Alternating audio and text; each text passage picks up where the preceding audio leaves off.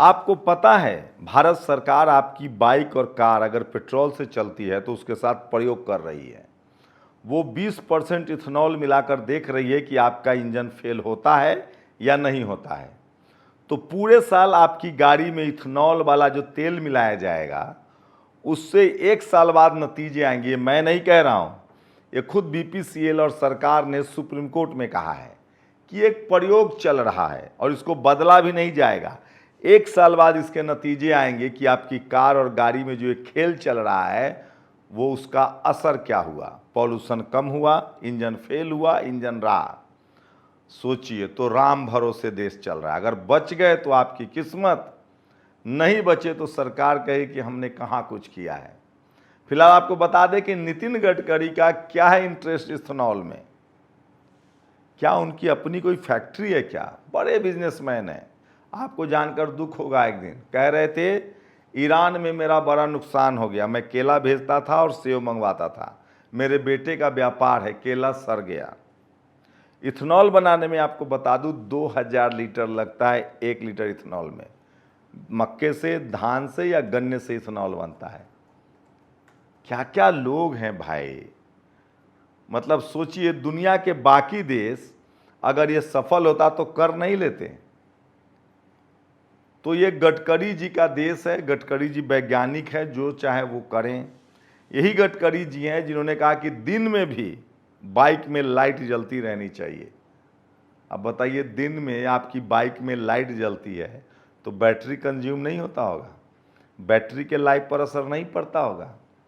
तो एक से एक खेल चल रहा है, हमारा काम है आपको बताना। बाकी आप सोचते रहिए, टीवी अखबार ये आपको नहीं बताएगा।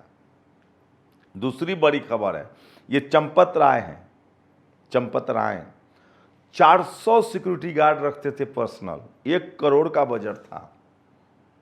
और सिक्योरिटी गार्ड भी एक बीजेपी के पूर्व सांसद का था। सोचिए, तो मतलब वहां सारी सुरक्षा के बाद चंपत राय 400 लोगों का फौज रखते थे। एक आयुष मिश्रा पकड़ा गया है, 12,000 की तनख्वाह थी, 25 लाख में जमीन लिया, 15 लाख का घर बनवाया, 12 लाख कैश था, दारू की दुकान पर 50,000 रुपये खर्च कर देता था। और एक पिंकी चौधरी, ये हिंदू रक्षक दल है, ये कह रहा है शख्स कि हिंदुओं का पैसा था, हिंदुओं ने चोरी कर लिया। तो मुसलमानों को और ईसाइयों को क्यों दर्द हो रहा है? मतलब सोचिए, एक तो पहली बात कि मुसलमानों का ये जो वक्फ बोर्ड है उनसे इनको दर्द हो रहा था, और दूसरी बात तो क्या अंबानी, अडानी और हिंदू, अब हिंदू हिंदू के घर में चोरी कर लेगा तो सजा नहीं होगी ना भाई। अरे जिस देश में लोग गोली मार देते हैं, जिस देश में 90% हिंदुओं के आरक्षण के विरोध होता है, वहाँ हिंदू हिंदू कर रहे हो। एक से एक लॉजिक है इन संघियों का। सोचिए, संघ से बात याद आई, प्रियांक खड़गे ने कागज क्या पूछ लिया, कोर्ट पहुंच गए। देखते हैं आगे क्या होता है। और यह राम माधव गुप्ता, ये आरएसएस के नेता हैं, बीजेपी के भी नेता हैं। ये श्रीलंका में जाके पाकिस्तानी लोगों से मिलते हैं। मतलब चोरी से क्यों मिलना भाई। आजकल आरएसएस का पाकिस्तान प्रेम जग गया है। मोहन भागवत से लेकर दत्तात्रेय हंसबोले सब पाकिस्तान से बात करने के पक्षधर हैं। और गिरिराज सिंह यहाँ के मुसलमानों को कहते हैं कि पाकिस्तान चले जाओ। सोचिए, मतलब क्या चल रहा है खेल, एक एक करके बताऊंगा। ये तमाम बड़ी खबरें। ये साहब जो हैं, ये राजीव कुमार हैं, इनका भी पूरा नाम ढूंढ लीजिए। ये पहले चुनाव आयोग के प्रमुख थे, रिटायर हो गए, तब इनको 3 साल के लिए एचडीएफसी का प्रमुख बना दिया गया है। एचडीएफसी बैंक, कितने लक्की हैं सोचिए। ये लोग रिटायरमेंट के बाद नौकरी पा जाते हैं, जैसे गगोई पा गए थे, सुप्रीम कोर्ट के रिटायर्ड वकील, चीफ जस्टिस। अब ये राजीव कुमार नौकरी पा गए हैं। यहाँ जेनजी को नौकरी नहीं मिल रही है और यहाँ रिटायर्ड लोगों को नौकरी दी जा रही है। तो ईडी के एक तो डायरेक्टर थे, उनको तीसरी बार पदोन्नति दी गई थी। तो कुछ और खबरें भी हैं जो ज़रूरी है। चंद्रशेखर आज़ाद आखिरकार उत्तराखंड उस परिवार से मिलने गए जिस परिवार के बच्चे को इसलिए मार दिया गया था कि एक दलित हिंदू ने जनरल कैटेगरी की हिंदू लड़की से प्यार कर लिया था। फिर क्या था, मार दिया। सोचिए, इस देश में इस पर किसी का खून नहीं खौलेगा, कोई हिंदुओं की सभा नहीं होगी, लेकिन भरत तिवारी की हत्या इनकाउंटर हो जाए तो वहां सभा होगी। इस देश में सबसे बड़ा आतंकवाद जातीय आतंकवाद है। सबसे ज्यादा मर्डर जाति के नाम पर होता है, सबसे ज्यादा रेप जाति के नाम पर होता है। और पीड़ित कौन है? सबसे ज्यादा एससी, फिर एसटी, फिर ओबीसी। सोचिए, इस देश में पिछले कई सालों से बुलडोजर और इनकाउंटर का क्रेज चल रहा है। मुसलमान का इनकाउंटर तो आतंकवादी था, दलित पिछड़े का इनकाउंटर, आदिवासी का इनकाउंटर तो उग्रवादी था, नक्सलवादी था। और भरत तिवारी जो पिस्टल चला रहा है पुलिस पर, वो रिवॉल्यूशनरी था, क्रांतिकारी था। एक से एक खेल चल रहा है। मैं फिर कह रहा हूं, इस देश में जब तक जातिवाद खत्म नहीं होगा ये देश मजबूत नहीं होगा। तो चलिए, उत्तराखंड में कम से कम चंद्रशेखर आजाद पहुंचे और दिल्ली में मेन हॉल में गिरने से 3 युवकों की जहरीली मौत से मौत हो गई थी। आज बीएसपी के सांसद रामजी गौतम उन परिवार से मिलने पहुंचे। ये होता है, आखिर अपने तो अपने होते हैं। और ये तस्वीरें, ये खबरें बहुत ज़रूरी है। भीषण गर्मी पड़ रही है। यूपी में एक दिन में 4000 लोगों की मौत हो गई 1 जून के आसपास। इंडिया टुडे की रिपोर्ट है। टीवी में कोई खबर, कोई बहस, खबरें छुपाई जा रही है लोगों के मरने की। आग से मर जाओ लखनऊ में, चाहे भगदड़ में मर जाओ, चाहे जबलपुर में मर जाओ, चाहे मथुरा में नाव डूब के मर जाओ, बस खबरें नहीं चलेंगी, संख्या छुपाई जा रही है। दिल्ली में आधे घंटे तक मेट्रो सेवा ठप रही। 45 डिग्री का टेम्परेचर है, देश जल रहा है, कोई बात करने वाला नहीं है। सोचिए, तो ये तमाम बड़ी खबरें हैं जो सोशल मीडिया पर वायरल है।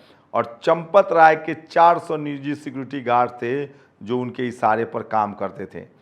और इथेनॉल को लेकर झारखंड मुक्ति मोर्चा ने लिखा है, ये सब प्रयोग है, ऐसा प्रयोग जो भाजपा के बच्चों को अरबपति, आपके गाड़ियों को कबाड़ और आपको कबाड़पति बना देगा।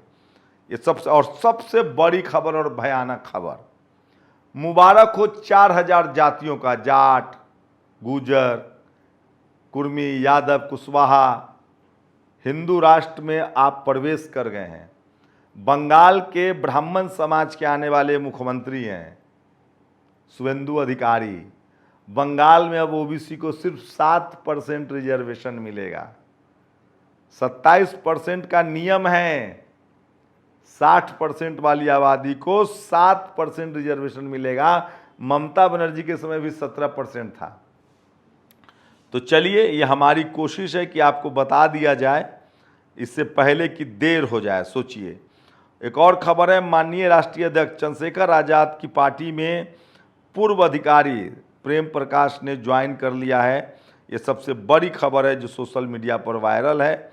और सोशल मीडिया, दिल्ली सरकार में 700 करोड़ का मेडिकल घोटाला, लेकिन ये खबरें नहीं चलेंगी। सोचिए, ये पहली सरकार है जिस सरकार में विपक्षी दल गिरफ्तार होते हैं, विपक्षी नेता गिरफ्तार होते हैं, लेकिन सरकार से कोई सवाल नहीं पूछता है। मध्य प्रदेश में 19 महीने के बच्चे की आंख में कफ सिरप डाल दिया, कितना दर्दनाक है। क्या इन सब खबरों पर कोई बहस नहीं होनी चाहिए, कोई बातचीत नहीं होनी चाहिए? सोचिए। तो ये तमाम बड़ी खबरें हैं जो सोशल मीडिया पर वायरल है। और पेट्रोल में इथेनॉल मिलाना एक एक्सपेरिमेंट है, इसके नतीजे अगले साल तक आएंगे। अपनी गाड़ी का आप ही जिम्मेदार। और यही मैडम है, ये जो मैडम है ये बासला अग्रवाल नाम है इनका, पोस्ट डीजीसीएस चीफ दिल्ली, काम सरकारी अस्पताल में दवाइयाँ और उपलब्ध करवाना उपकरण।